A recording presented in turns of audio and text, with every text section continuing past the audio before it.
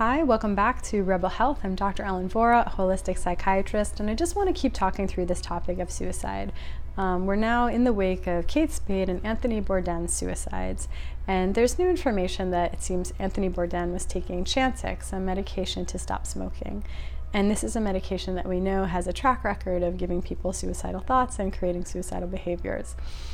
This is something that I want us to be having a conversation about, which is that all of this increase in mental illness, depression, bipolar, suicidal behavior, it is our psychiatric medications. That's what's happening here. It's a really uncomfortable thought. It's a really inconvenient truth. It's a really dangerous message to be putting out there, but it's absolutely true and we need to talk about it. If you are somebody on medication, me saying this is not a reason to think, oh, let me go get off medication. That's exactly the point I'm making. It's dangerous to get off of these medications. Tapering is usually when most of the dark, intense thoughts and numbness and impulsivity come in. And so that's a process you would only want to do under close supervision with someone who's really experienced with managing psychiatric medication tapers.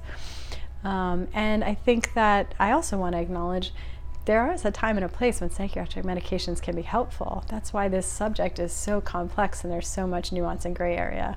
There are no easy answers here. It's not to say no one should be on medications, but I think that we at least should have culturally a little bit more curiosity about what we can do other than medication if you're not feeling well.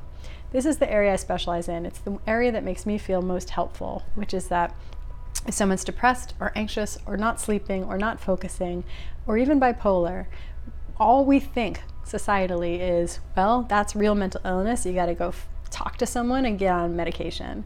That's pretty much our reflex with all of this. Occasionally people might say go for cognitive behavioral therapy, but for the most part we're thinking about meds. And that's where we're getting it wrong. It's not to say meds are always the wrong choice, but it shouldn't necessarily be the first line. There are a lot of unexplored avenues of things that we can do that are more benign, that are safer, and even in terms of the evidence, more effective than medication. And so do those first. And that's things like exercise, which is a much more effective antidepressant and anti-anxiety.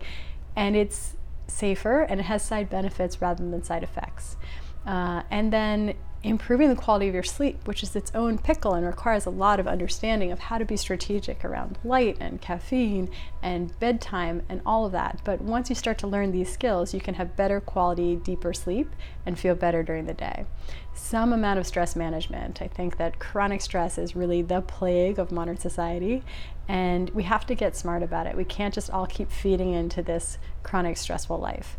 Managing inflammation in your body, gut healing, and completely changing the way you eat, where you're eating nutrient-dense, non-inflammatory foods and getting all the nutrition that you need, rather than this nutritional wasteland of the processed American diet.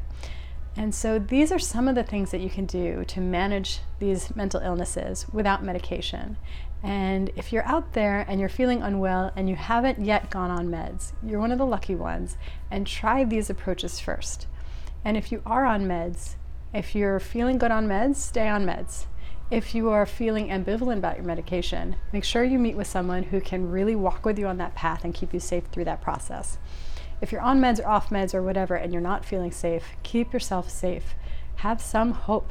You can feel better. There are approaches that you haven't heard of yet.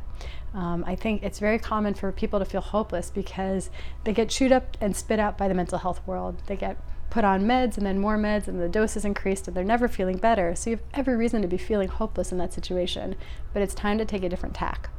So, and if you're really unsafe right now and in crisis, go to an emergency room, call 911, do whatever you have to do to keep yourself safe. Hope that's helpful, and we'll see you next time on Rebel Health.